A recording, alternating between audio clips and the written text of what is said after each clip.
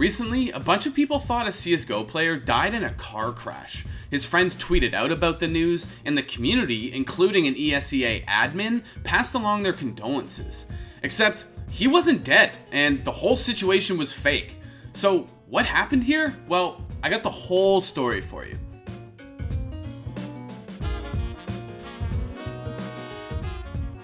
Okay guys, theScore esports is streaming over on twitch.tv/theScore esports. And on top of shows like Clouded and Colin's chess streams, we have more individual streams coming your way, like Dimitri playing Valorant on Fridays, and myself talking movies and video games this Thursday, July 16th. So make sure you follow the channel so you know exactly when we go live. So on Sunday, June 14th, a Twitter account with the handle CSRuff tweeted out, quote, "Rip Meho, he was a good kid, it really sucks what happened," end quote. The person he was talking about was his friend who goes by the name Meho, a CSGO player with a long history of playing on ESEA. Now, if you guys aren't CSGO heads, ESEA is basically a platform that, for a price, gives you access to better servers and a more robust anti-cheat system. ESEA also has its own amateur league system where you and a 5-stack can sign up to play organized CSGO. While Ruff's tweet was pretty low-key and Meho is by no means well known in the CSGO scene, this news quickly spiraled out of control because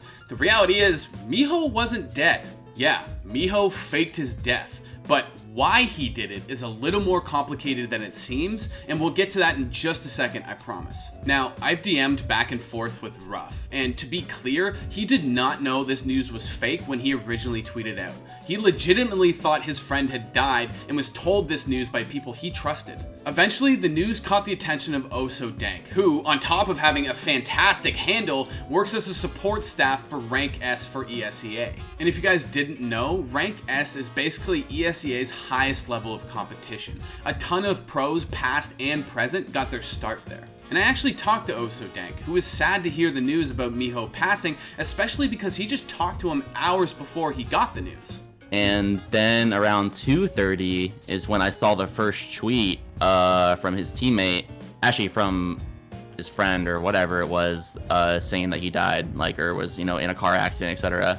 So I reached out to him on Twitter and asked him, like, what happened, and etc. Like, I'm sorry to hear that, etc. And he told me that his cousin said he got hit by a drunk driver and he died. So that's all I had to go on. So I made that tweet of mine just because it sucks to see people, pass away in the community, and it's like it's never a good thing to see. Soon after that, people noticed that Meho was playing CSGO on ESEA, and well, yeah, he wasn't dead. And once OhSoDank found that out, he tweeted out that he was disappointed such news was played for laughs. Now, here is where the why he did it comes back into play, and it is a little confusing. After people found out that Meho wasn't dead and was playing ESEA League matches with his friends, multiple esports news outlets wrote about the situation. And the articles state that Meho allegedly faked his death in order to get around a 30-day ban on his ESEA account, and they attributed this fact to him.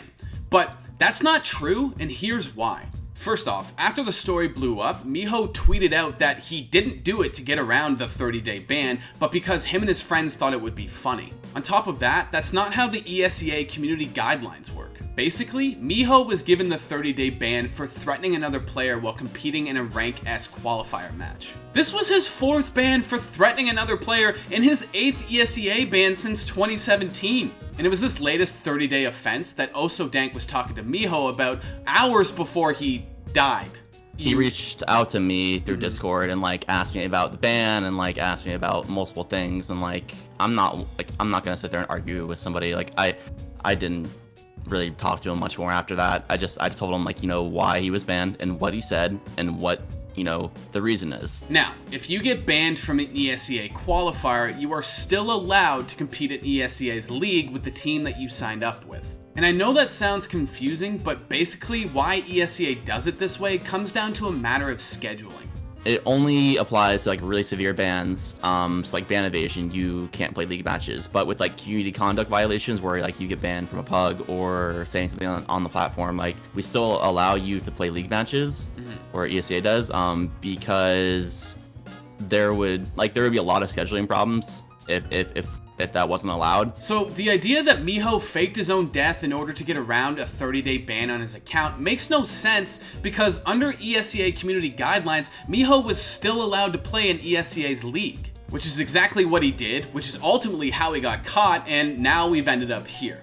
Okay, so we've gotten this far and we haven't heard from Meho yet. Well, I DM'd him asking how this all started and why he decided to fake his own death.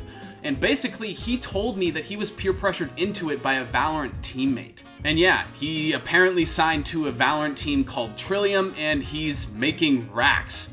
So good for him, I guess. Now, according to OsoDank, he doesn't think Meho's gonna get another ban because this happened on Twitter and had nothing to do with ESEA. So as Meho waits out his latest ban, continuing to play CSGO or Valorant, it's safe to say that this story is pretty ridiculous. But it's not the first time somebody's faked a death, illness, or disability in the esports or streaming world. It feels like we're dealing with one of these stories every 6 months. We covered the time that Canadian YouTuber JStation faked his girlfriend's death and his own arrest before she came out a few days later and basically said, "This is insane, I want nothing to do with it." Then there was the case where once popular Team Fortress 2 YouTuber Sketcheck faked a terminal illness and then owned up to it 3 years later. So there you have it, another wild story of somebody telling an outrageous lie, even if it was for a joke, which I guess is the new normal on the internet, and thinking they weren't gonna get caught.